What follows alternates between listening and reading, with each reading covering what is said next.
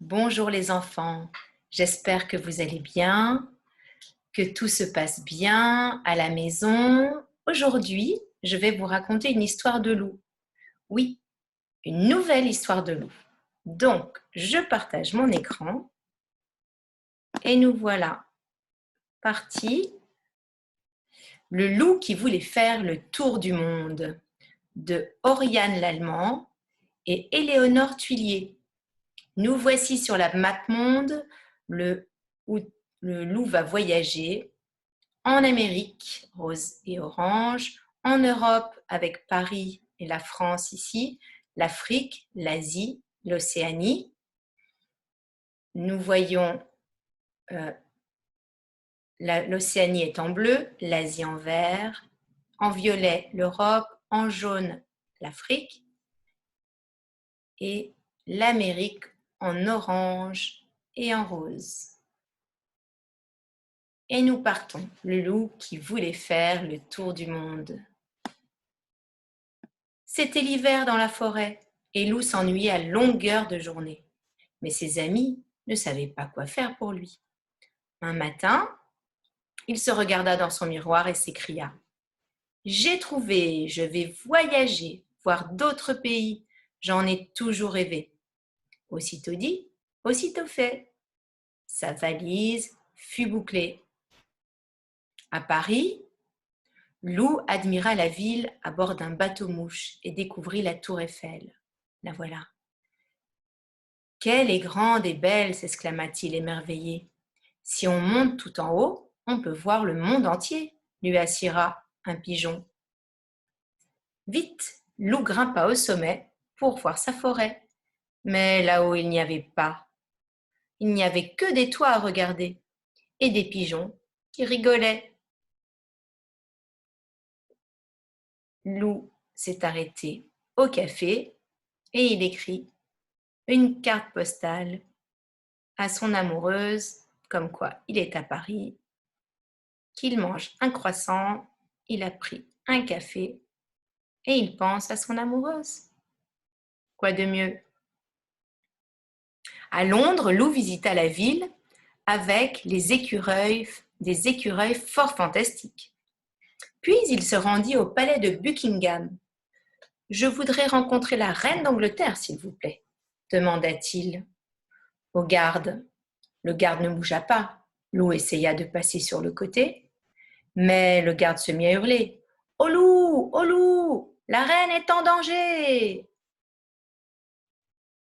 Le pauvre loup fut attrapé et jeté dans un vieux cachot.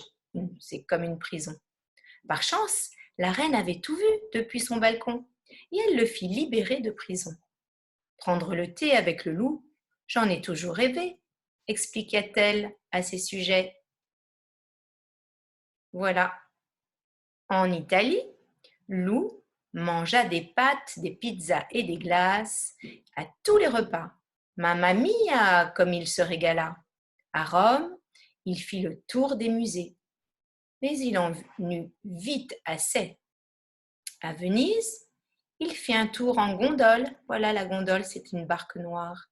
Mais sans sa louve chérie, tout lui semblait moins joli. Et voilà, il écrit encore une nouvelle carte postale à son amoureuse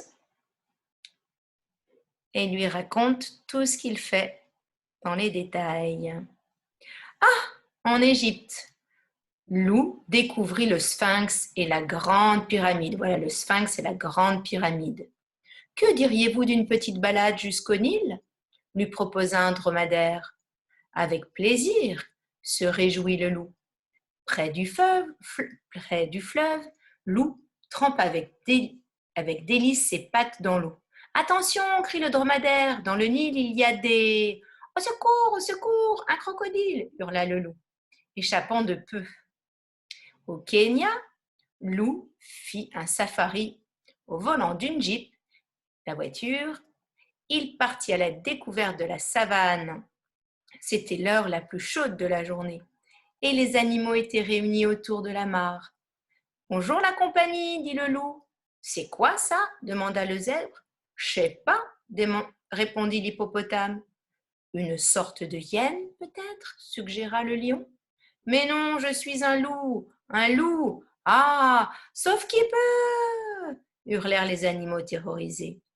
Et ils disparurent dans les fourrés, laissant le pauvre loup seul et dépité. Mais qui voulait se faire des amis.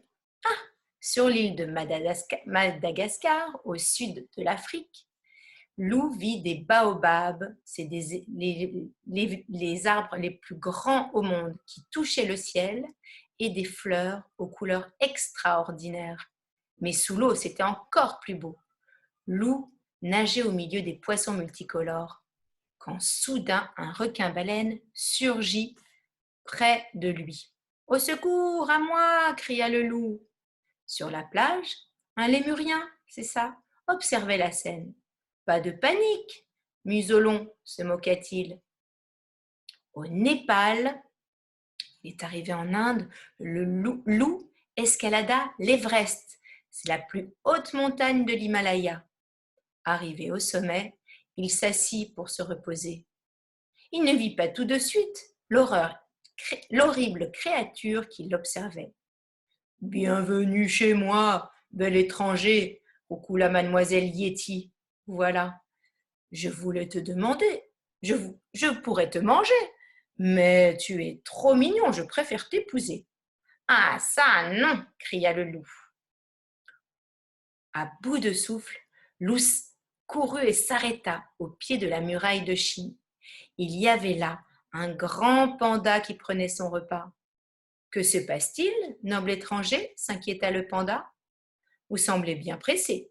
Un yéti me poursuit.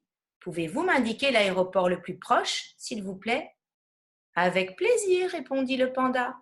Mais avant cela, voulez-vous partager mon repas ?» Il lui tendit un bol de riz. Loup était affamé. Il ne se fit pas prier.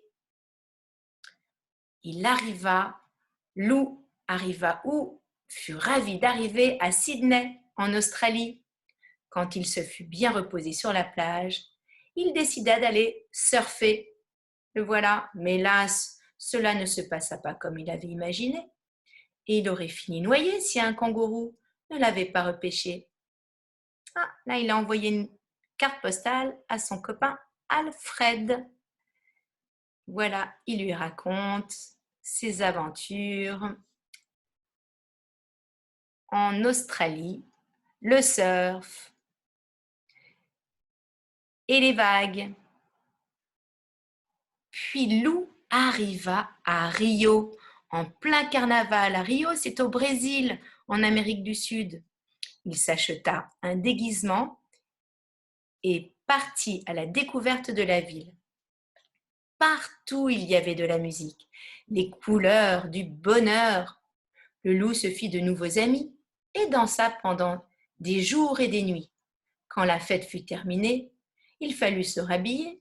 Lou rangea ses plumes à regret. Ah, à New York, Lou admira la statue de la Liberté.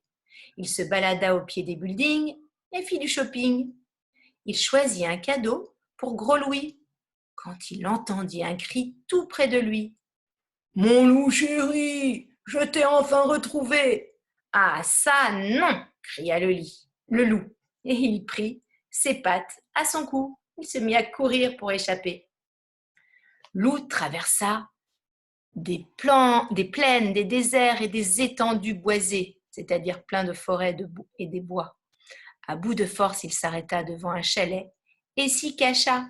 « Bienvenue au Québec, c'est au Canada, en Amérique du Nord. » Le salua un caribou. Voilà le caribou. Lou s'endormit en un clin d'œil.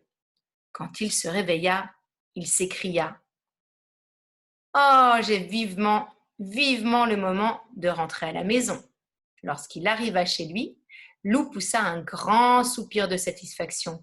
Quel bonheur de retrouver sa maison! Il invita tous ses amis à dîner et se mit au fourneau. La soirée fut très animée. Il paraît même qu'il y eut une invitée inattendue. Regardez par la fenêtre qui l'a suivie encore. C'est la femme Yeti. Voilà, nous sommes arrivés à la fin de l'album. hop. Ah, là, on est au début. Ici, à la fin de l'album. Je vais vous montrer parce qu'il y a plein d'histoires. Regardez toutes ces histoires incroyables. Il y a toute cette collection des albums de Lou. Alors, lequel avons-nous lu déjà? Lou et son amoureuse. Et aujourd'hui, nous avons lu Lou qui fait le tour du monde. Le voilà avec la petite tour Eiffel, son sac à dos et son appareil photo. Alors, l'histoire est terminée. J'espère qu'elle vous a plu. Si vous voulez, vous pouvez relire l'histoire plusieurs fois. Ceux qui sont plus grands, les enfants qui savent déjà lire, vous pouvez essayer de suivre avec la petite flèche qui suit les mots du texte. Et pour les autres, j'espère que ça vous a plu. Je vous souhaite un très bon week-end et on se revoit très bientôt. Au revoir. Je vous embrasse très fort et vous me manquez beaucoup.